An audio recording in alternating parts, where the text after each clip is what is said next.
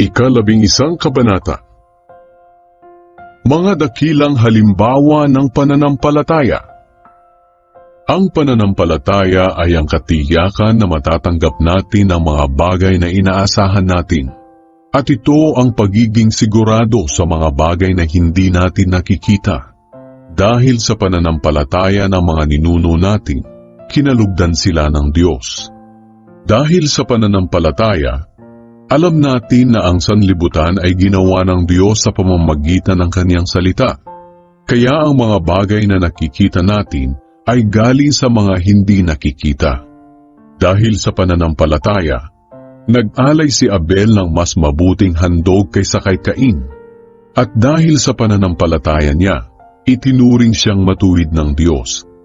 Dahil tinanggap ng Diyos ang handog niya. Kaya kahit patay na si Abel, may itinuturo pa rin siya sa atin sa pamamagitan ng pananampalataya niya. Dahil sa pananampalataya, hindi namatay si Enoch, kundi dinala siya sa langit. Hindi na siya nakita pa, dahil dinala siya ng Diyos. Ayon sa kasulatan, dinala siya dahil nalugod ang Diyos sa buhay niya. Hindi makapagbibigay lugod sa Diyos ang taong walang pananampalataya. Dahil ang sinumang lumalapit sa Kanya ay dapat maniwalang may Diyos at nagbibigay siya ng gantimpala sa mga taong humahanap sa Kanya. Dahil sa pananampalataya, pinakinggan ni Noe ang babala ng Diyos tungkol sa mga bagay na mangyayari kahit hindi pa niya nakikita. Kaya gumawa siya ng isang barko para mailigtas niya ang kanyang sarili at ang pamilya niya. At sa pananampalataya niya, hinatulan ang mga tao sa mundo, pero itinuring siyang matuwid ng Diyos.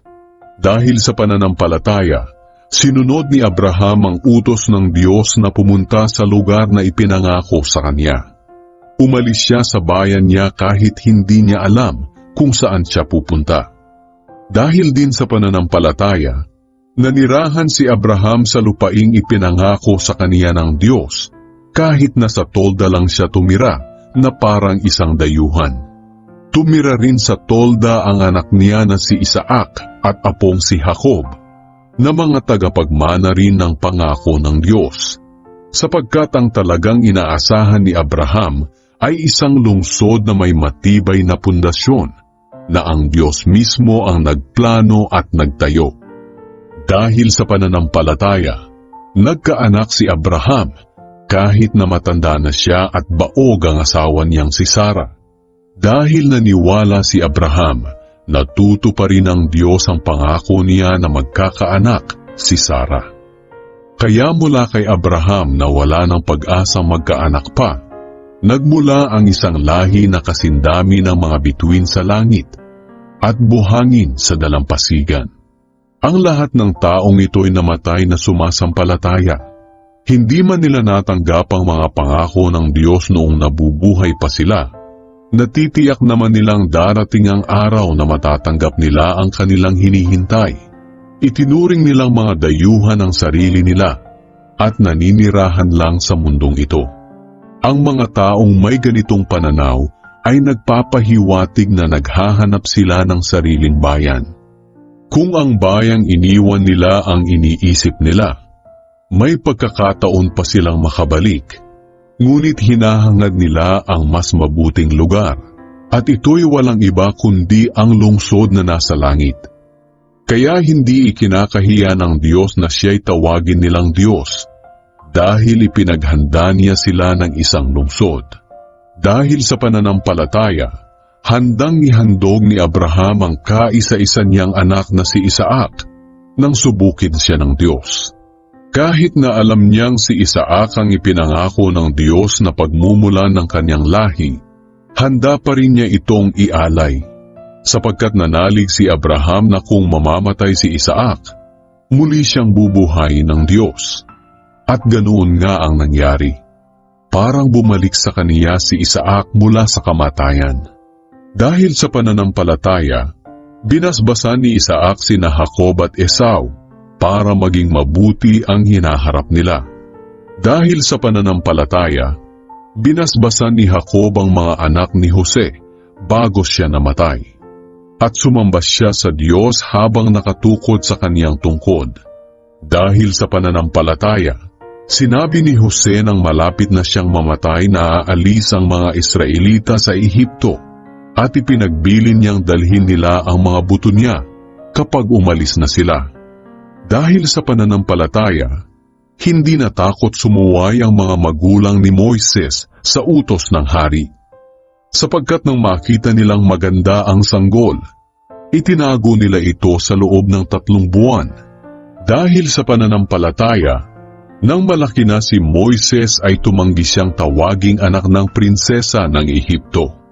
Mas ginusto niyang makibahagi sa paghihirap na dinaranas ng mga taong sakop ng Diyos kaysa lasapin ang mga panandaliang kaligayahan na dulot ng kasalanan. Itinuring niyang mas mahalaga ang maalipusta para kay Kristo kaysa sa mga kayamanan ng Ehipto, dahil inaasam niya ang gantimpalang matatanggap niya. Dahil sa pananampalataya, iniwan ni Moises ang Ehipto at hindi siya natakot kahit na magalit ang hari sa kanya. Nanindigan siya dahil parang nakita niya ang Diyos na hindi nakikita. Dahil sa pananampalataya niya, sinimulan niya ang pagdaraos ng pista ng paglampas ng anghel. Inutusan niya ang mga Israelita na pahiran ng dugo ng tupa ang mga pintuan nila para maligtas ang mga panganay nila sa anghel na papatay sa mga panganay ng mga Ehipsyo. Dahil sa pananampalataya, nakatawid ang mga Israelita sa dagat na pula na parang dumadaan sa tuyong lupa. Pero nang sinubukang tumawid ng mga humahabol na Ehipsyo, nalunod sila. Dahil sa pananampalataya, gumuho ang mga pader ng Jericho matapos itong ikutan ng mga Israelita sa loob ng 7 araw.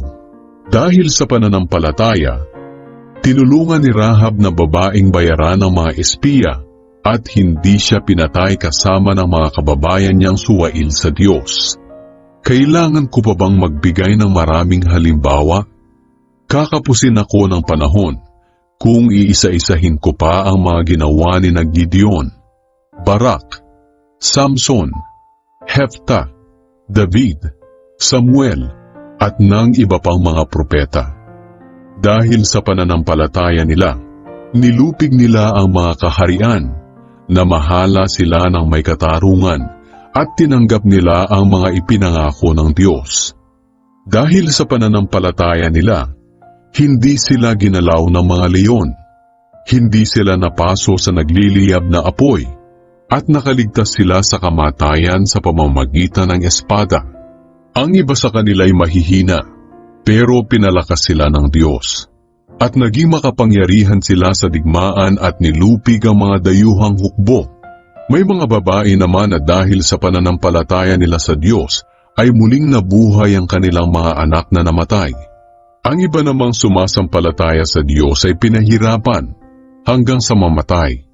Tinanggihan nila ang alok na kalayaan, kapalit ng pagtalikod nila sa kanilang pananampalataya.